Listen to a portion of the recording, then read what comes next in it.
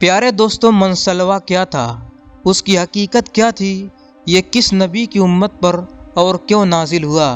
کیا منصلوہ جنت سے نازل شدہ کھانا تھا یا پھر اللہ تعالیٰ نے یہ دونوں چیزیں زمین ہی سے پیدا کی تھی؟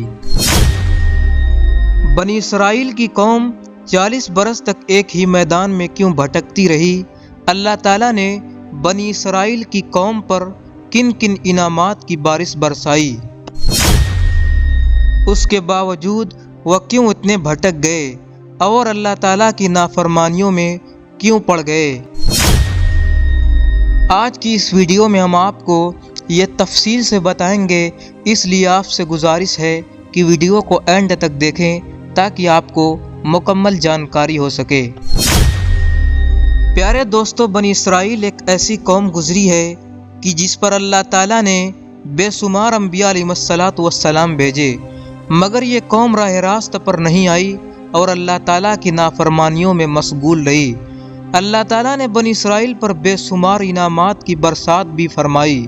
قرآن مجید میں سورہ بقرہ میں اللہ تعالیٰ ایک آیت میں ارشاد فرماتا ہے، اور ہم نے تم پر بادل کا سایہ کیا اور تم پر منصلوہ اتارا اور کہہ دیا کہ ہماری دی ہوئی پاکیزہ چیزیں کھاؤ، اور انہوں نے ہم پر ظلم نہیں کیا، البتہ وہ خود اپنے جانوں پر ظلم کرتے تھے۔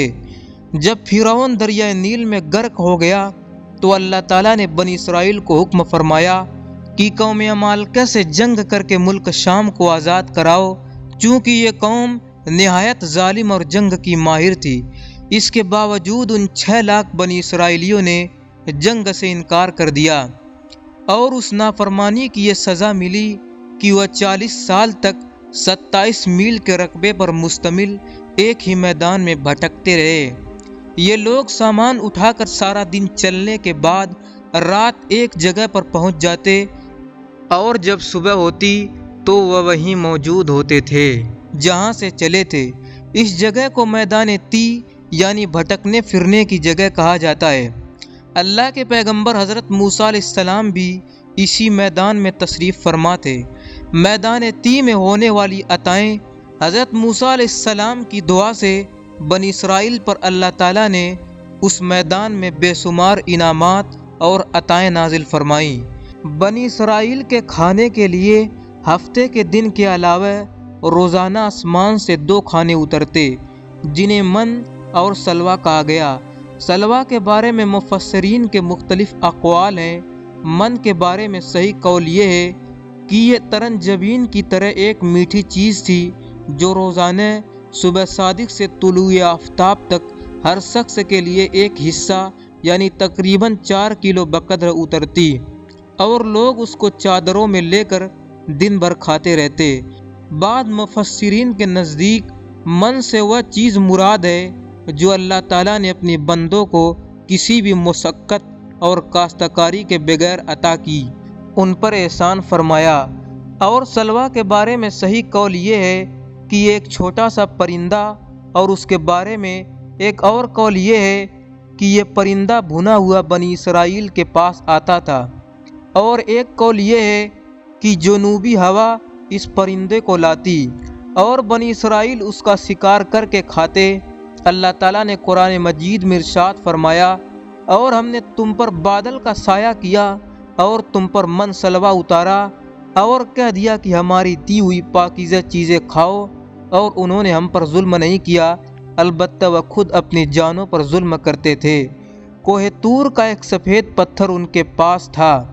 جب پانی کی حاجت ہوتی تو اللہ کے پیغمبر حضرت موسیٰ علیہ السلام اپنا عصا اس پتھر پر مارتے، اور بنی اسرائیل کے 12 قبیلوں کے لیے اس پتھر میں سے 12 چشمے جاری ہو جاتے۔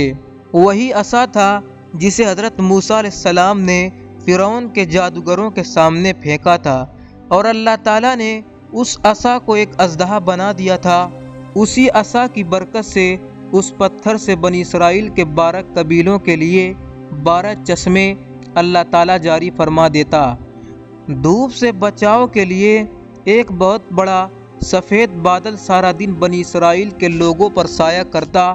رات میں میدان کے بیچ میں ایک نورانی ستون اترتا جس کی روشنی میں وہ لوگ کام کاج کرتے۔ اللہ تعالیٰ نے ان لوگوں پر اتنی عنایتیں کی کہ ان کے بال اور ناخن تک نہیں بڑھتے تھے، ان کے کپڑے بھی نہیں پھٹتے تھے اور نہ ہی میلے ہوتے تھے۔ پیدائشی بچوں کے جسم پر قدرتی لباس ہوتا جو جسم کے ساتھ ساتھ بڑا ہو جاتا۔ من ایک میٹھی چیز تھی جو فجر کے وقت سے سورج نکلنے تک ہر شخص کے لیے 4 کلو اترتی تھی۔ جب بنی اسرائیل یہ میٹھی چیز کھا کر اکتا گئے تو انہوں نے آپ علیہ السلام کی بارگاہ میں شکایت کی، جس کے بعد ان کے لیے سلوہ اتارا گیا جو ایک بھنا ہوا چھوٹا پرندہ تھا۔ بعض مفسرین نے اس پرندے کے حوالے سے لکھا ہے کہ یہ تیتر تھا، اور بعض نے لکھا ہے کہ بٹیر تھا۔ من سلوہ کے حوالے سے روایات میں آتا ہے کہ یہ ایک ایسا کھانا تھا جو انتہائی آسانی سے ہضم ہو جاتا تھا، رنگ، خوشبو اور ذائقے میں بے مثال تھا، ہر شخص کو یہ پسند آتا تھا۔ پھر اللہ تعالیٰ نے بنی اسرائیل کو نافرمانی کی سزا دی۔ حضرت موسیٰ علیہ السلام کا حکم تھا کہ کھانا روز کھا لیا جائے سوائے جمعہ کے، کل کے لیے بچا کر نہ رکھا جائے کہ ہفتہ کو منسلوہ نازل نہیں ہوتا تھا۔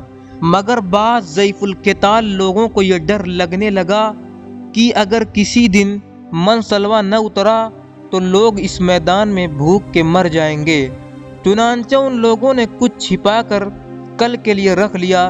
تو نبی کریم صلی اللہ علیہ وسلم نے اس حوالے سے بڑی تفصیل سے بیان فرمایا ہے کہ اللہ تعالیٰ کے پیغمبر حضرت موسیٰ علیہ السلام کی قوم کی اس نافرمانی سے ایسی نحوست پھیلی کہ جو کچھ لوگوں نے کل کے لیے جمع کیا تھا وہ سب سڑ گیا اور آئندہ کے لیے اس کا اترنا بند ہو گیا۔ نبی کریم صلی اللہ علیہ وسلم نے ارشاد فرمایا کہ اس لیے بنی اسرائیل نہ ہوتے تو نہ کھانا کبھی خراب ہوتا اور نہ گوشت سڑتا۔ کھانے کا خراب ہونا اور گوشت کا سڑنا اسی تاریخ سے شروع ہوا، ورنہ اس سے پہلے نہ کھانا کبھی سڑتا تھا اور نہ گوشت کبھی سڑتا تھا۔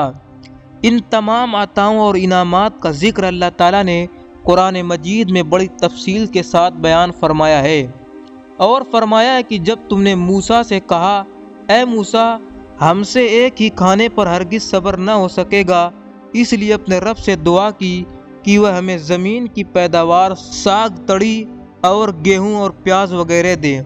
آپ نے فرمایا کہ بہتر چیز کے بدلے ادنا چیز کو کیوں طلب کرتے ہو؟ اچھا شہر میں جاؤ، وہاں تمہاری چاہت کی یہ سب چیزیں مل جائے گی۔ اور اللہ کا غضب لے کر وہ لوگ لوٹے، اس لیے کہ وہ اللہ تعالیٰ کی آیتوں کے ساتھ کفر کرتے تھے۔ یہ ان کی نافرمانیوں اور ذاتیوں کا نتیجہ تھا۔ پیارے دوستوں، امید کرتا ہوں ویڈیو آپ کو پسند آئی ہوگی۔ اگر ویڈیو پسند آئی ہے تو چینل کو ضرور سبسکرائب کر لیں اور ساتھ ہی ساتھ بیل آئیکن کو بھی پریس کر دیں، کیونکہ ہم آپ کے لیے ایسی ہی ویڈیو لاتے رہتے ہیں۔